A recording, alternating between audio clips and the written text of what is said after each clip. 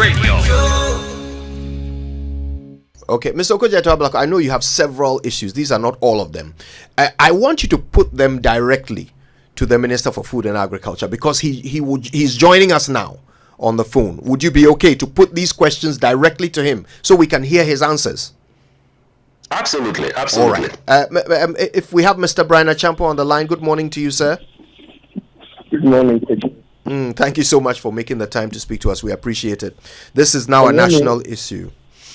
Let me say a good morning to your listeners and my junior brother, Sammy. Yeah. Sammy, I sent you a message last week. You didn't respond. Okay. And I'm surprised. And I also did something to even call to acknowledge it. Rather, okay. But I've also heard you in a lot of things about company that I'm 100% sure of, proudly Rock City, Ghanaian, indigenous. And I think that I have with you, it's something tickling your mind. As we speak every day, former chairman of your committee, you could have reached out to me for clarification. If you had done so, I don't think that you'd be here, because a lot of the things that you are putting out are factually inaccurate. But I'm pleading with Joy FM to give us all the time, even if I have to pay for it, so that Sammy will ask me all the questions that he has, so that I deal with it. First of all, I want to deal with the matters as Bryan Acheampong, the politician, and then the company that I also own shares in. They are two different entities. Bryan Acheampong is completely different from Rock City. If I die today, Rock City will go on. The Rock City and its branches across the country in Kumasi, Takrady, Cape Coast, Ada, Akosombo. There are almost 1,000 workers, and we support the communities that we are in, directly or indirectly. So at least if you are probed on this transaction, you shouldn't be putting all these things out there, denting my image and hard-won credibility. But I put it to you, please ask me any questions that you have so that I can help you. Mr. Ablakwa. Yes, so let me, first of all, assure the Honorable Bryan Acheampong that this is not personal, as I've always maintained. Yes, we serve on the same committee, we serve in Parliament together. I have always taken this position, and the Honorable Bryan Acheampong, that even in the House, we're very consistent on these matters. And 16 years ago, when I took the Honorable Jacob Echebilamte to court, it traveled all the way to the Supreme Court. Indeed, the Supreme Court commended our effort for seeking to preserve that state asset he was trying to purchase. So, saying that I should have spoken to you directly and all of that, these are matters that are in the public interest, and matters that should not be handled at the personal level, and that's why I didn't think that these are matters that should be handled as friends. Having said that, I mean, I agree with you, except to say that even though the Supreme Court commended the action that you are taking, you lost the case at the Supreme Court. You always leave that one out in your conclusion. But what you have done, what you have succeeded in doing, is that you have tarnished Jacob Lamte's image throughout the process. You spoke on the matter, tarnished his image, and even now you are speaking about it, saying that the Supreme Court commended you. But you always fail to add that you lost the case in the Supreme Court, and you tarnished the man's image. You went on and on and on and destroyed a man, and in the end the law backed him. This is what I'm trying to tell you. Sometimes if you consult, you will get the fact, and you will not destroy people. It's not easy trying to repair an image that you have destroyed with facts that are not true, with information that are not true. That is why I asked you that if you had spoken with me, you wouldn't have even gone this far. To the extent to which you want to damage my reputation, and the brand of Rock City. Mr. Acheampong, let me ask you, there is a suggestion that this deal is being made in a way that will allow you to sort of pay in installments after you've acquired these shares. Is that correct? This is because I didn't notify you. It will be difficult not to respond to this question. But the deal is that I will answer this one, and all other questions I want you to come directly from Sammy Okudzeto, because I want him to hear the responses and therefore become well educated. Well, we will work. It helps. Yes, we are working. So I will answer the question. Yeah, thank you. First of all, there is a big difference between Bryan Acheampong and Rock City. Rock City has its own board, has its own management. They make decisions and the day-to-day running of the company. I own the company proudly. Indigenous, Ghanaian, I own the company. But it has its own management, its own board. They make their own decisions. That's it. They are pursuing the vision that I set for them, to make sure that they are in all the 16 regions and the 54 markets that we have identified in the next 15 years. That's what I have set out for them, and they are executing. And you are one of the two directors? That's correct. No, I am a non-executive director of Rock City. But if you are registering at Registrar General, they don't give you this qualification, register as you just have to bring two directors. And so definitely I am one of the directors. But in terms of the functional role of the management of Rock City, I am not a part of it. I am a non-executive director. I don't take any pay salary. I don't take any emolument. I don't participate in anything. I am the vision bearer, and I try as much as possible once a year or every so often when I have a time to get them to focus on a vision. I don't receive any salary, anything, and I'm not paid any benefits. You can check from, they pay close to about 5 SSNIT to about 500 staff. You can check if I am one of them, because if I am receiving compensation, they have to pay the liabilities thereof, either payee or SSNIT, and I am not one of them.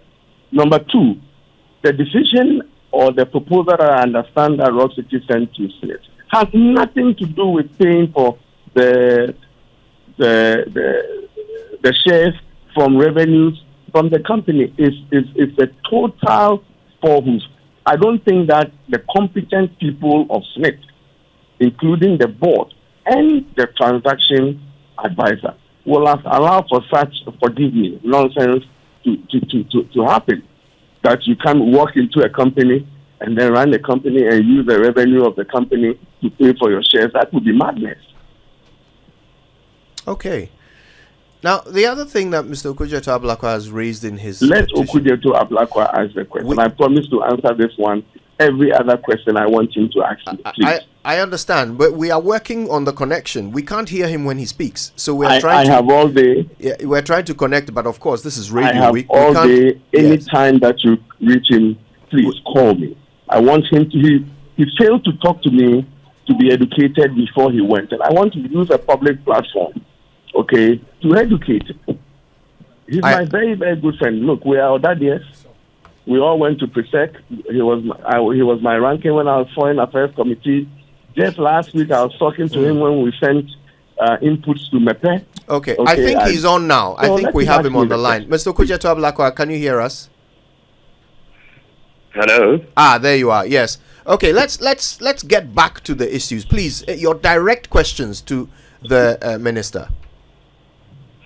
Yes. So first of all, let me emphasize that this exercise we are engaging is just for the benefit of public education. Yes, Mr. Ablakwa, but if you could kindly go to the question.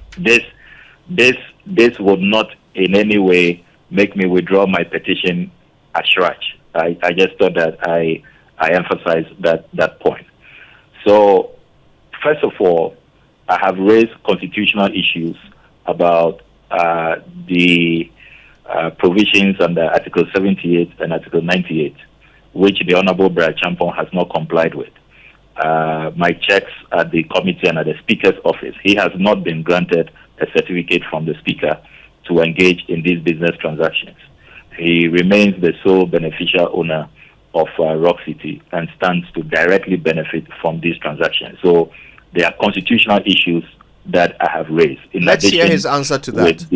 With the abhorrence that I think we must all have when public officials decide to annex state assets. Right. So shall we hear his answer to that? The first issue. Yeah, let's hear his answer to that, Mr. Acheampong.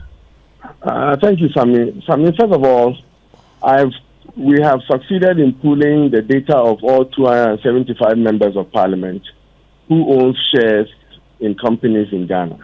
And they are way more than the 47 that you are talking about. I'm talking about those who have certificates. Because the issue is about it's not about beneficial owner or shareholder. Beneficial owner simply means shareholder. Owning shares in Multimedia, Rock City, MTN, Unilever, FanMilk, if you own shares in this company, you don't go to Speaker for permission to own shares in this company. If you are a non-executive director of a company, you don't go to the Speaker to seek permission to be able to do that.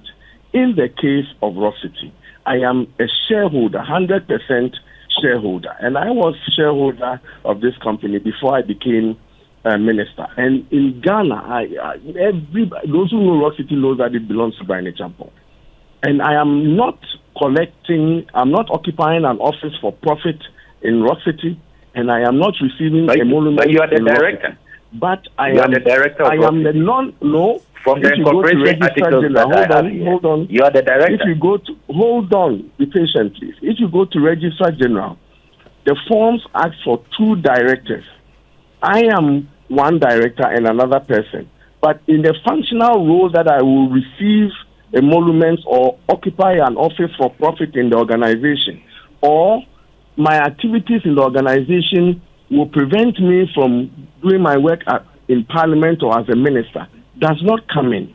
So being a director, as per Registrar General's documentation, and functioning as a non-executive director in the functional role are 2 different things.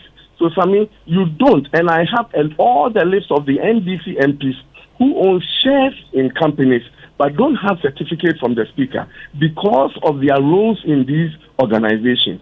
So please, stand educated on that. I understand that if you occupy an office for profit, and if you occupy a role that gives you money, not dividends, or not a growth in the company that you benefit, we are talking about roles that conflict with your role as a minister and the time that you should be serving in Parliament, you are out there doing your private business.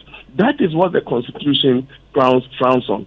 And in this case, Sami, I don't receive anything in terms of occupying any office to receive an incentive from Rock City. Yes, I am the shareholder. And there's nowhere that says that if you are a shareholder in any organization and you're a member of Parliament, you have to go to the Speaker and collect a certificate. That is not the case, Sami. Mr. Ablakwa? He clearly has not addressed the issue. You are not only a shareholder, you are also a director. In the Registrar General's documentation, they don't give a description of, they ask you to present 2 directors at the point of registration. So yes, I am a director, but the functional role that gives me benefits of occupy an office for profit in Rock City, I mean, that is not the case. And you can check with the GRA whether I'm paid and therefore they pay my payee, or you can check with SSNIT whether I'm paid and therefore they pay my SSNIT. That is not the case. I don't occupy an office for profit in Rock City. Shall we move on to the next issue? I've checked all of that, and you see in the petition. Yeah, you have checked that I am a manager. I occupy an office for profit in Rock City. That all of these matters, I'm clear in my mind that you should have sought permission of Mr. Speaker. So it is a matter that Shraj is seized with, Shraj will make the final determination. It's not about your call. I'm saying that other MPs may be in your position and they have not applied to the speaker. Does not absolve you. You had an obligation under the Constitution. Shall we move to the next issue? To seek the speaker's permission, and you didn't. So it's a matter that Shraj will determine fully. Okay, so shall we move to the next issue, please? We can leave that for Shraj. Okay, let's move to the next issue. Mr. Ablakwa. So is he suggesting that he wants to leave all his other questions to Shraj? I don't understand. Mr. Acheampong, I think there are other issues. So, Mr. Ablakwa, what's the next one you'd like to hear? I'm trying to educate this man, and he's saying that when he gets the answers, we should go to Shraj. Mr. Acheampong, please, I think to be fair, there are questions. So if you can be patient and hear them. Yeah. Mr. Ablakwa. The other issue I have raised in the petition relates to how skewed the process is, particularly without recourse to due process.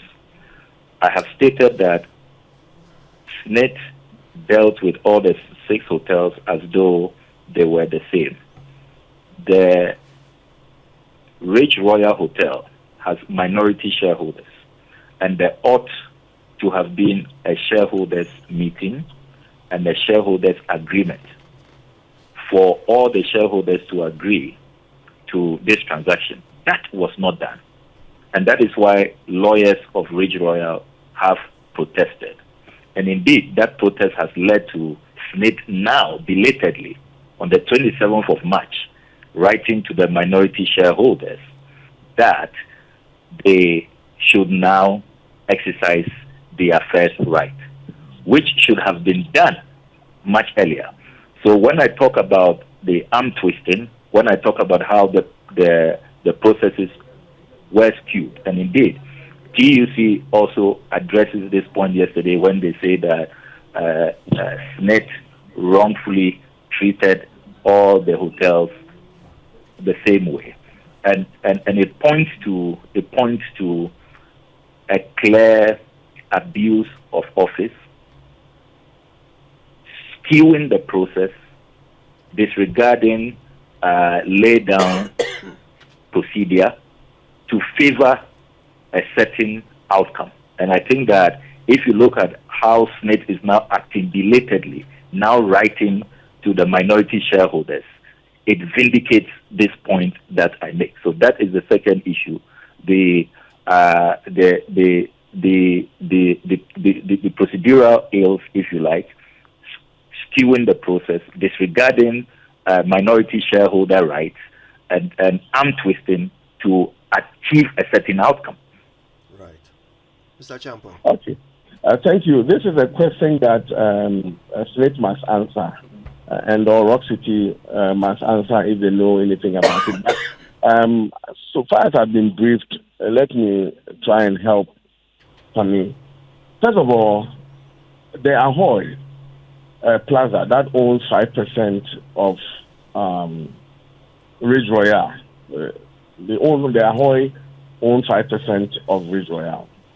Now, in the shareholders agreement, it states that when they want to sell, it is Vanef and Ahoy Plaza owning 4.9%. So there's the minority shareholders are two. There are two. Vanef and then Ahoy Plaza. So 4.9%. Okay, let me, so that the interview is short, let me use Ahoy as a proxy for the minority shareholders. Now, the Ahoy that... Actually, the Ahoys have only 0.3%. The majority matter. shareholder within the minority group is Vanef. For minority shareholders. So allow me, please. The Ahoys that own the minority share, the shareholder agreement is in place. They have a shareholders agreement. And the shareholders agreement states that if SSNIT wants to sell, okay, they have to give them the first right of refusal. And that is in the shareholders agreement. So it is not true that there's no shareholders agreement. There is a shareholders agreement. And it enjoins... I have said that. I made reference to the shareholders agreement. I've said that. And it enjoins them to seek. Now, it doesn't stop SSNIT from looking for buyers or strategic partners for their shares. They can The only time they will infringe on that rule if they go and sign a deal with Rock City, okay, or any other organization without giving the Ahoy the first right of refusal. And so I am looking for, if I'm SSNIT, I am looking for a buyer. I have one, but I'm not signing a deal with them. I go back to my minority shareholder and say that, look, my guy, this is my offer that I am putting out. Are you interested? If today there are minority shareholders say that they are interested in SSNIT's offer that they gave them, there will be no deal with Rock City. There will be no deal with Rock City. And that is why I told, and you have a copy of the letter, SSNIT wrote to them that I want to sell my shares, I have a buyer, but you and I have an agreement that says that I have to give you the first right, and within 45 days, if you don't respond, I can now go and take the buyer. And that is exactly what SSNIT has done. It doesn't stop them from going out there. So what if they went to the Ahoys and then asked them to buy and they cannot buy? Are they now going to start the process?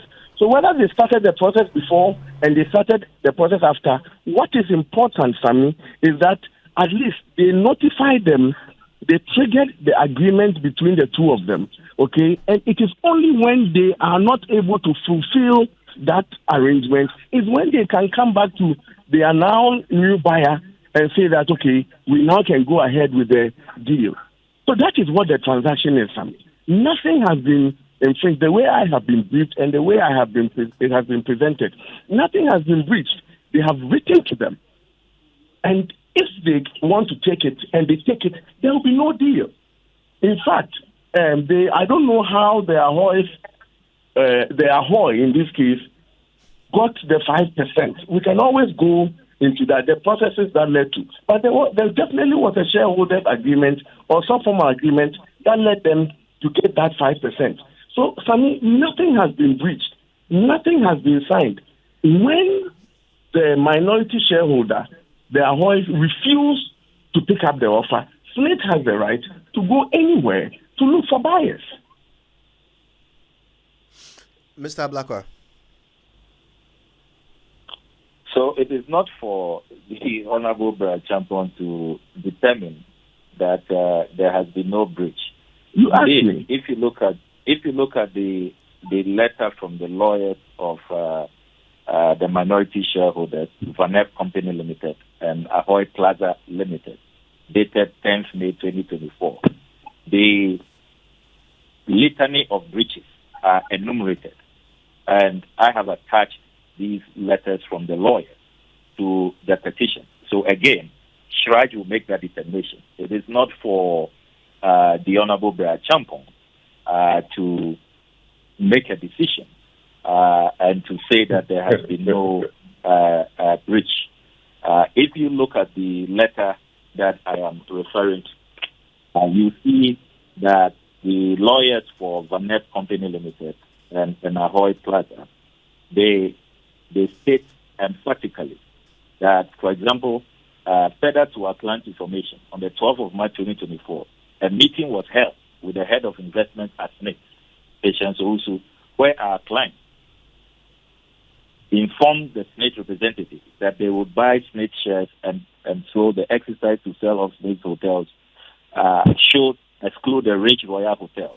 Since the idea of purchasing the catering rest house, now the Ridge Royal Hotel, was solely our client's idea.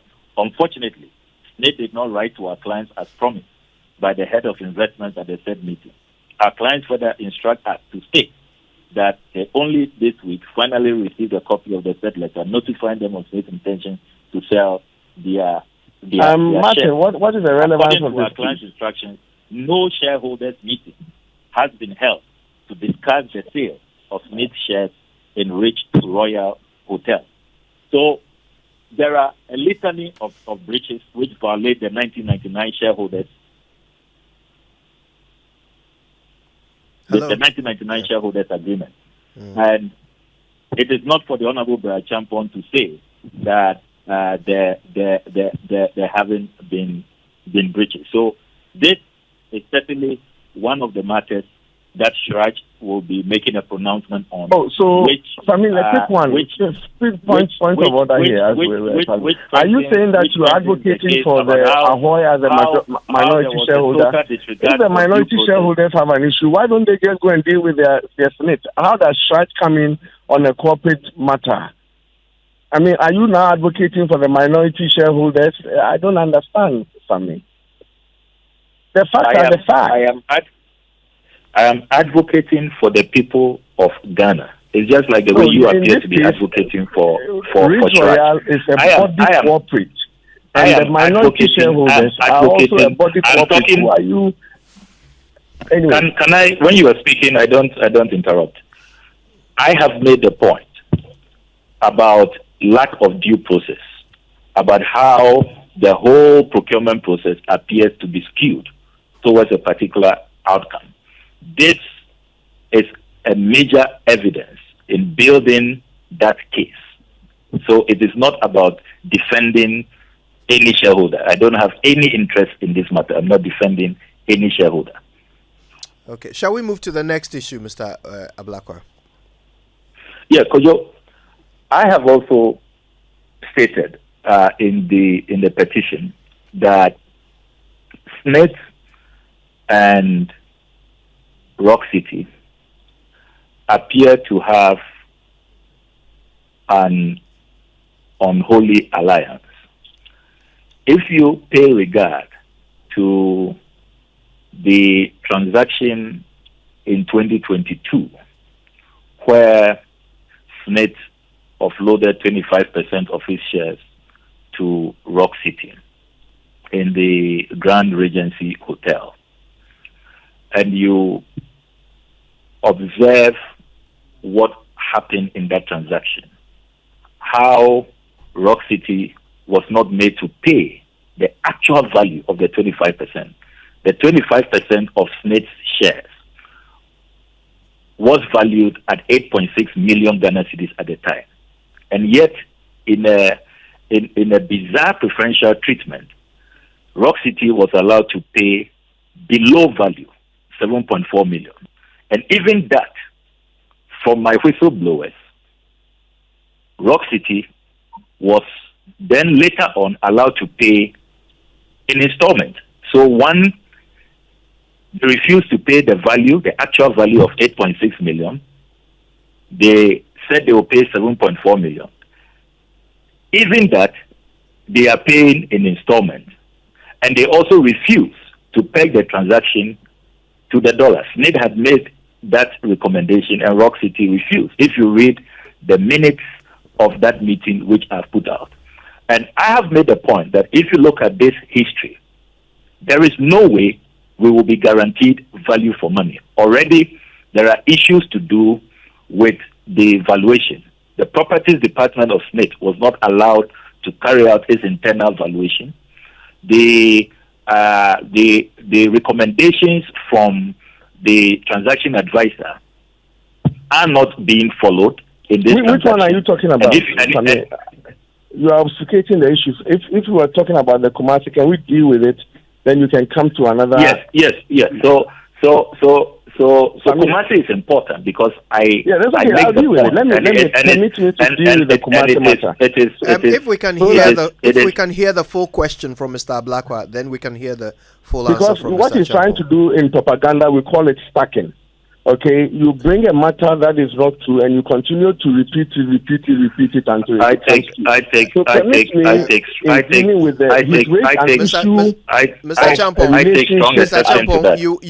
are on the same platform. You will have the opportunity to respond. So please bear with us and let's hear the full submission of Mr. Ablakwa. Then we'll hear the full response from you. Okay, so Mr. Ablakwa, please complete your point. So Kojo, I'm talking about the Kumasi transaction, the Grand Regency Hotel transaction, and I have the offer letter of Rock City dated 14th April 2022, paying below value instead of paying 8.6 million.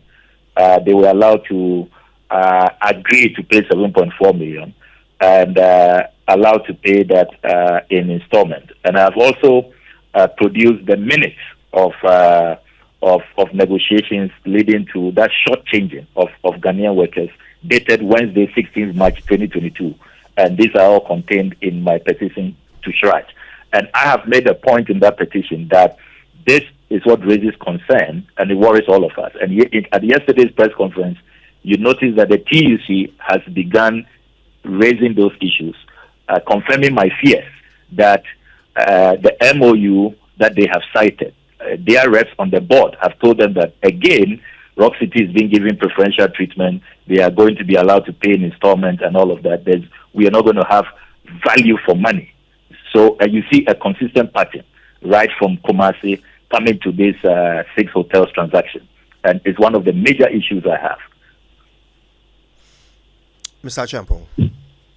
Thank you. I don't think Rock City has extensively on the Kumasi transaction. The company, the SSNIT Hotel in Kumasi, was divested to a particular person who had, a private individual who had maintained 75 shareholding for more than 30 years. Rock City, I'm told, wanted to expand to Kumasi, have a presence in Kumasi. So they approached the private sector person and asked to buy his 75% shares in the hotel. The private sector person wrote to SSNIT, giving SSNIT the first right of refusal because they want to offload their shares. SSNIT said they were not interested because for 30 years, they have not received a penny from that hotel in Kumasi. Pensioners have not received one kobo, one pesewa from that facility in Kumasi. So they are not interested in buying the 75% shares. Now, Rock City now went ahead and agreed with the private sector person to pay $3 million for 75% shares in the company. The private sector person, they paid him $3 million. At the time, the transaction was pegged to the dollar. Now, when they finally got the shares and now became a majority shareholder by acquiring the interest of the majority shareholder with the private sector person, there's J. Stanley Owusu, that is the name. He's a big waste management contractor in Kumasi, and everybody, those who know him. Anyway, when Rock City became a majority shareholder in that company, they now approached SSNIT that we have acquired, and you are aware, 75% shares in this company. We want to buy your shares. So they entered into negotiations. And the most fairest negotiation was that, I'm told, that Rock City then presented what they paid to the private sector person, that we paid $3 million. So it would be fair that we pay 25% at $1 million, Rock City tells me. So they went ahead and offered in the negotiations $1 million. At the time, the $1 million that they offered was 7.1 million Ghana cedis to the dollar. So they went into the negotiation, and SSNIT accepted the offer of $1 million pegged to at 7.1 million Ghana cedis. Then, when SSNIT, after 2 months, when they wrote to Rock City, the figure had moved from 7.1 to 7.4 because the dollar rate had increased at the time. They said, the Rock City said, in the letter that Sami Okudzeto is holding, he says that we negotiated at 7.1, but in writing to us, you have increased it to 7.4. But notwithstanding, we accept because they knew the background that SSNIT had pegged it to the dollar. Now, the valuation of 8.9 million is what they have on their books. But notwithstanding the value that you have on your books, if you want to sell an asset, you go and negotiate. So if the private sector person had been offered at $3 million and accepted, and which is for every 25% share is equivalent to $1 million, and SSNIT is also offered the same $1 million, wherein lies the short changes. So the fact that you have a value of an item at 8.4, and you go into negotiations and achieve 7.4, because the benchmark on the market is really what the private sector person has offered, at least at the barest minimum.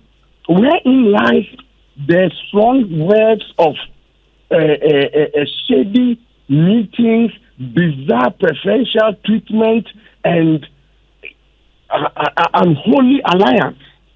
Sammy, knowing this, will you still use these words? Kojo, Mr. Ablakwa. let me read from page 2 of the intercepted meeting on the negotiations, which totally disprove what the Honorable Bryan Acheampong is saying. So this is Mr. Osafumafu's speaking. SSNIT proposition on the sale price. Mr. Osafumafu stated that the trust had an independent valuation done, and the value of the trust, 25%, was 8.6 million Ghana cedis. Consequently, SSNIT cannot accept RCG's offer of 5.6 million for SSNIT's 25% equity stake. An agreement has been reached between RCG's proposed offer of 5.6 million and SSNIT's proposed sale price of 8.6 million. So you see from this minute that Mr. Osafumafu, who was then Deputy Director General for IDD, confirming that the actual value is 8.6 million. Bryan Acheampong's Rock City refused to pay this actual value. And that's why I insist that Ghanaian workers were shortchanged. We lost at least 1.2 million. You didn't pay the actual value, and that is why all of us are concerned, including organized labor. Again, come to the 6th paragraph of this document, when the Honorable Bryan Acheampong suggests that they did this transaction dollar denominated. It is not true. Let me read from the 6th paragraph. Mr. Samuel Chum, at the time was General Manager of SSNIT. He has retired. This is what transpired at the meeting. Mr. Chum followed with a suggestion that the sale price should have been in United States dollars and pegged at the current dollar rate to the cedi. This was declined by the RCG team and Rock City. This is the minutes. So again, to claim that you did Ghanaians some favor and this was an above board transaction and you paid a fair value, the documents do not confirm those claims you are making. And that is why I insist that they didn't only have one negotiation meeting. You see, there were several negotiations, and you only have 1 minute of the meetings. There was a lot of back and forth. Hold on. How do you know what I have? How do you know what I have? No. I have been how do you know what I have? That if you go to, I challenge you. I also have. And I want the whole world to go to if you allow me. On. I want the final letter. The final letter that Rock City wrote to SSNIT on this matter. You did not pay the real value. You didn't. You didn't pay the 8.6 million, which is the actual value of SSNIT's 25% share. We have just about enough time to hear Mr. Acheampong's final response to Mr. Okudzeto Ablakwa. We have less than 2 minutes to go. So, Mr. Acheampong, I'll give that to you to respond to Mr. Ablakwa's point there. Very well. Kojo, Rock City tells me, and SSNIT confirms to me, that they had several negotiation meetings. One of the minutes is what Mr. Okudzeto has. In the final negotiations, that they reached an agreement. The agreement is what Rock City fulfilled. And for an asset that for 30 years has not returned 1 cedi to SSNIT pensioners, it is of value to SSNIT that they check out of that transaction. Nobody was shortchanged. And I put it to Sami that if you do and write information to SSNIT, you will find out that the value of 8.6, as said by Okudzeto, Osafo came to a meeting with a negotiation figure. But the real value of the transaction, through right to information, you will find out that it was much lower than the $1 million that at the time they received. And that is a fact. If it is a fact, you should be telling us, not asking me to go and do a right to information request. Look, I have all the documentation on this matter. You didn't don't have the anything. actual value. You are just adding things together and trying to destroy me and trying to destroy the brand of Rock City. It's most unfair, it's un-Ghanaian, and you should stop it. If you have issues with a corporate entity, ask questions. I will never, and nobody should stop you if it has to do with the national interest. But for me, in the tangent that you are going, it has nothing to do with that. I am a politician. I have this thing. I will deal with it.